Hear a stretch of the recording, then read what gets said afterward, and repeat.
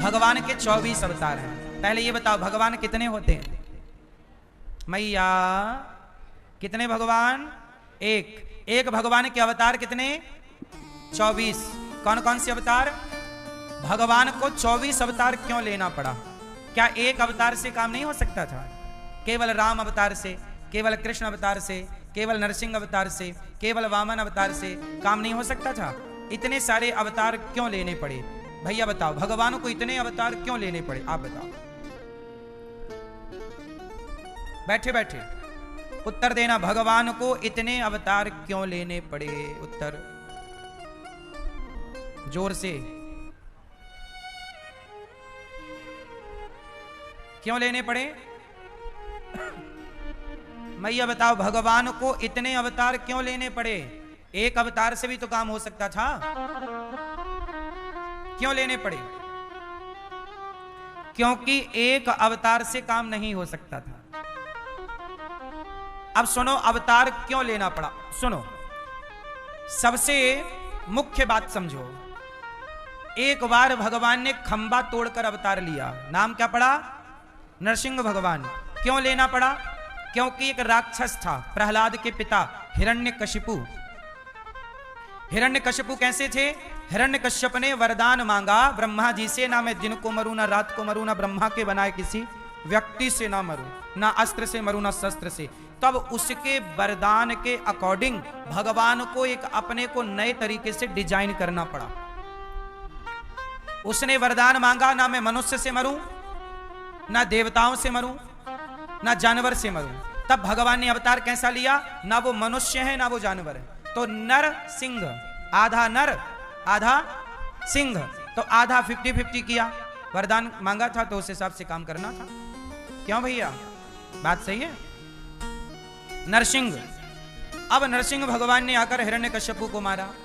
अब सुनो, एक दूसरा रावण नाम का एक राक्षस, रावण ने वरदान मांगा कि मैं मनुष्य के हाथ मरूं। किसके हाथ मरूं? तो रावण के लिए यदि भगवान नरसिंह बनकर आते तो रावण वरदान के अकॉर्डिंग नरसिंह जी से नहीं मर सकता था। मर तो सब भगवान तो मार ही सकते, पर वरदान की भी तो मर्यादाएं रखनी है। वरदान भी तो बचाना है ना।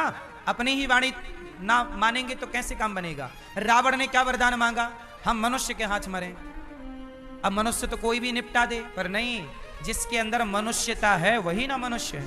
तब भगवान नरसिंह बनकर आए हिरण्यकश्यपु को मारने, और वही भगवान रावण को मारने मनुष्य बनकर आए। राम हैं भगवान, पर मनुष्य बनकर मनुष्य की लीला कर रहे हैं। इसलिए पत्नी चोरी हो गई तो रो रहे हैं। जैसे आपकी पत्नी कहीं चली जाए तो आप रोने लग जाए, कहां चली गई, कहां चली गई। आपकी जाएगी तो रोगे कि नहीं रोगे? हैं? कि चाहोगे ठीक चली गई?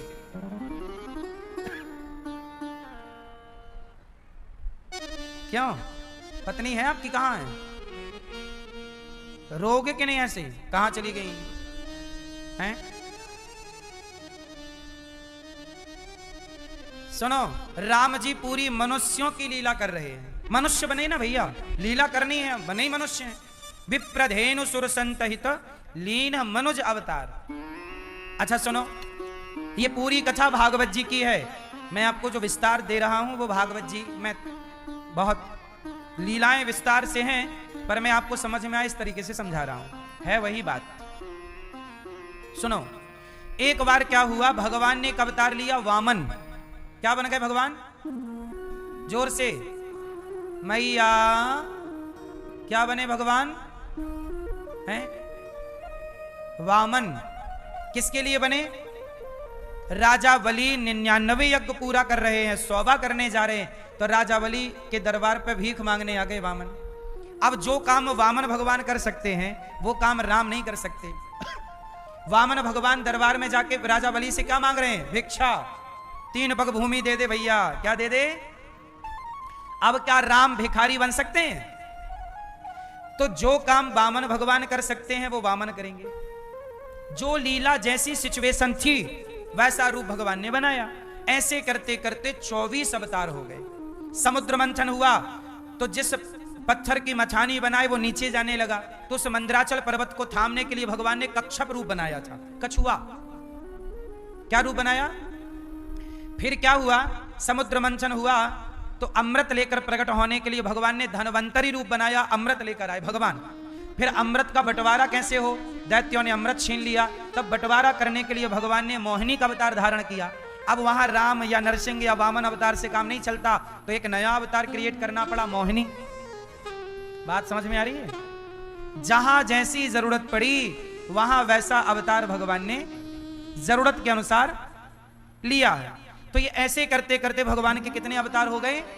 24। वैसे तो अवतार भगवान के अनंत हैं, हरि अनंत हरि कथा अनंता, कहाँ है सुनहि बहुविधि सब संता, पर 24 मुख्य हैं लिखे हुए वेद पुराणों में। ऐसे अवतारों में एक अवतार हुआ भगवान का कृष्ण रूप। कृष्ण का अवतार हुआ गीता को प्रकट करने के लिए और मर्यादा की रक्षा, धर्म की रक्षा करने के लिए। महाभारत हुआ, भगवान ने पांडवों की रक्षा की। एक दिन क्या हुआ कि अश्वत्थामा ने द्रौपदी के 5 बेटों को मार दिया।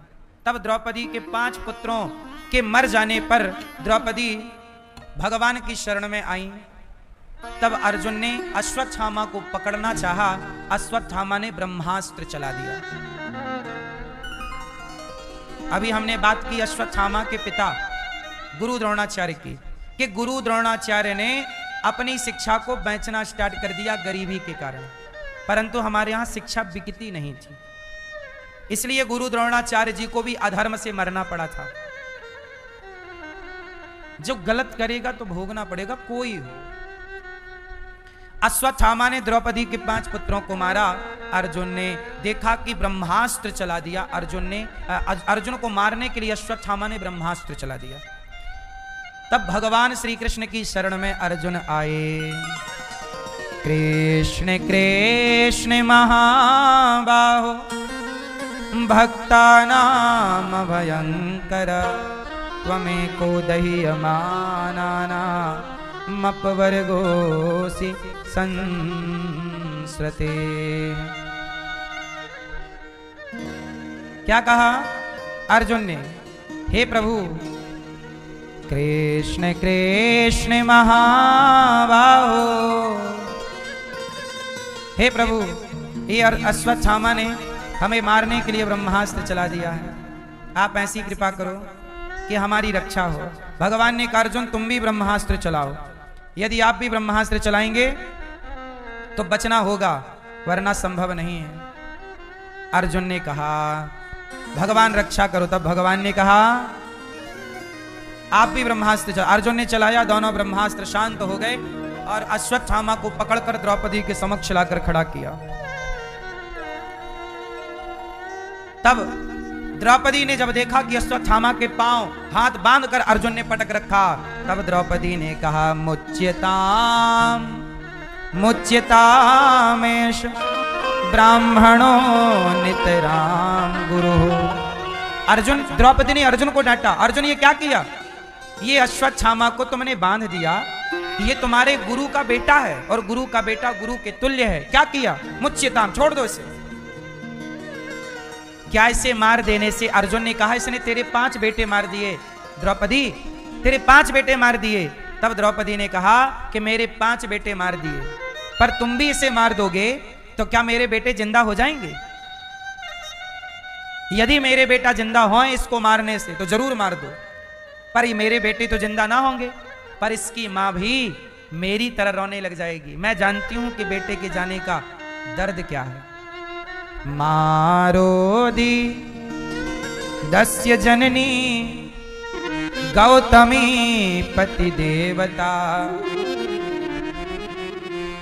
मां रोएगी और पति देवता मतलब गुरु द्रोणाचार्य तो मर चुके हैं। अब तो गुरु द्रोणाचार्य के पति के मर जाने पर तो स्त्री का सहारा बेटा ही होता है, और आप उस बेटे को भी मार दोगे तो वो इसकी मां और गुरु द्रोणाचार्य की पत्नी द्रोणी अनाथ हो जाएंगे, अनाथ हो जाएंगे। इनकी माता ना रोए, ऐसा करो। देखो द्रौपदी के बच्चे मार देने पर भी उस हत्यारे पर द्रौपदी इस तरह से दया दिखा रही है। दया, दया धर्म का मूल है, पाप मूल अभिमान, तुलसी दया न छोड़िए जब तक घट में प्राण। दया सदा करना चाहिए। तब भगवान से पूछा कि क्या करें, अश्वत्थामा को मारें कि छोड़ें? तब भगवान ने कहा ब्रह्मबंधुर न हंतव्य आतताई बधारहण मयैवो भयमाम्नातं परिपाह्यनुशासनम। ब्राह्मण को कभी मारना नहीं चाहिए और आतताई को कभी छोड़ना नहीं चाहिए।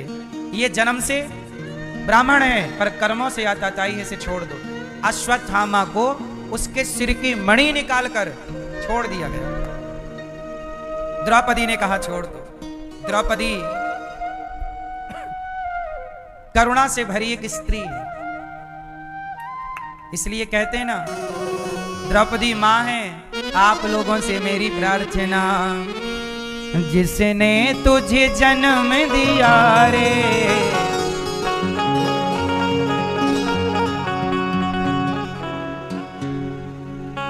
माँ बाप से बढ़ कर जग में कोई दूजा नहीं खजाना। जिसने तुझे जन्म दिया रे, दिल उसका नहीं दुखाना।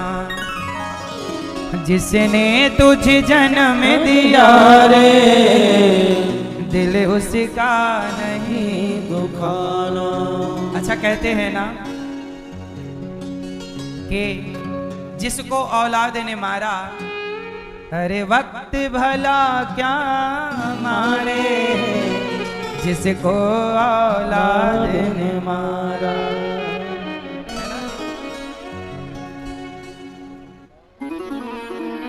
इसलिए मेरी माँ औलाद की खातिर इंसान फिरता है मारा मारा। बेटा ना होए तो माँ बाप मारे मारे। औलाद की खातिर इंसान फिरता है मारा मारा। उसे वक्त भला क्या मारे, जिसको औलाद ने मारा।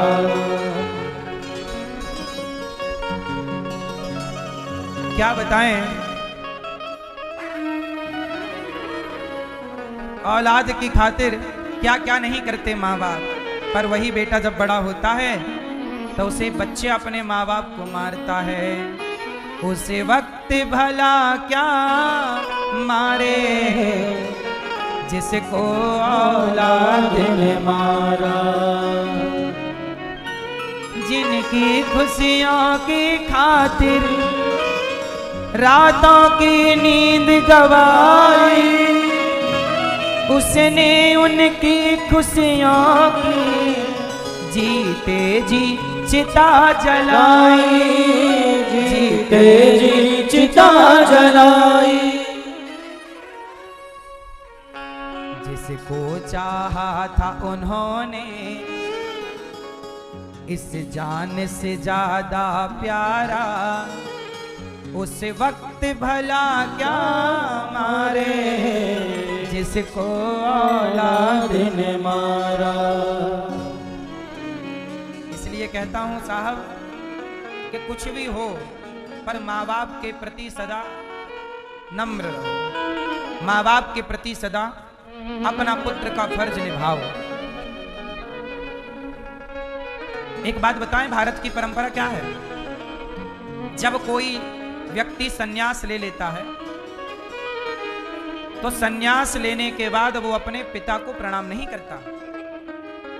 सन्यासी अपने पिता को प्रणाम बोलो नहीं करता, पर सन्यासी भी अपनी मां को प्रणाम करता है, मां के पांव छूता है। सन्यासी भगवान के अतिरिक्त किसी को सिर नहीं झुकाता, लेकिन वो सन्यासी के लिए विधान है हमारे शास्त्रों पुराणों में कि भगवान से भी बढ़कर दर्जा यदि है तो मां का है, इसलिए मां के चरणों में सिर झुकाओ। इसलिए सन्यासी भी कहते हैं, साधु भी अपनी मां को अपने पास रख सकते हैं और सेवा कर सकते हैं। मतलब मां के ऋण से तुम साधु बन गए तो बन गए, बन जाओ साधु, पर तुम मां के ऋण से थोड़ी मुक्त हो सकते हो। इसलिए आद्य शंकराचार्य जी ने सन्यास ले लिया। तो मां रो पड़ी कि बेटा तू तो साधु बन गया, सन्यासी हो गया, अब तू कैसे मेरा ख्याल रखेगा बेटा, मुझे जरूरत पड़ेगी तो कौन आएगा। तब शंकराचार्य जी ने कहा मां तू जब जहां से पुकारेगी मैं वहां आऊंगा। तो शंकराचार्य जी जैसे जो साक्षात भगवान शिव के अवतार हैं, वो भी अपनी मां की सेवा करते रहे और उन्होंने मां की सेवा की। इसलिए साहब सदा मां के प्रति नम्र रहो। माना कि मां थोड़ी चिड़चिड़ी है, माना कि मां का स्वभाव थोड़ा आपके स्वभाव से, आपके विचारों से मैच नहीं करता, फिर भी मां तुमसे भले बात नहीं करती, पर तुम मां के प्रति सम्मान रखो, मां के प्रति श्रद्धा रखो। मां डांट दे, मार दे, कुछ कह दे, उस बात को बिल्कुल हल्के में ही लो, बहुत बड़ी बात नहीं है मां का डांटना। अच्छा, मां तुम्हारे के साथ कैसा भी व्यवहार करे, पर तुम उसके साथ गलत व्यवहार ना करो, तुम अच्छा व्यवहार करने का प्रयास करो। तुम्हारे अच्छे व्यवहार को वो स्वीकार करे या ना करे, वो मां की अपनी। कुछ बेटों का मन है कि मां मेरे पास रहे, मैं सेवा करूं, पर मां बोलती मैं तेरे पास नहीं रहूंगी, मैं इस बेटे के साथ रहूंगी।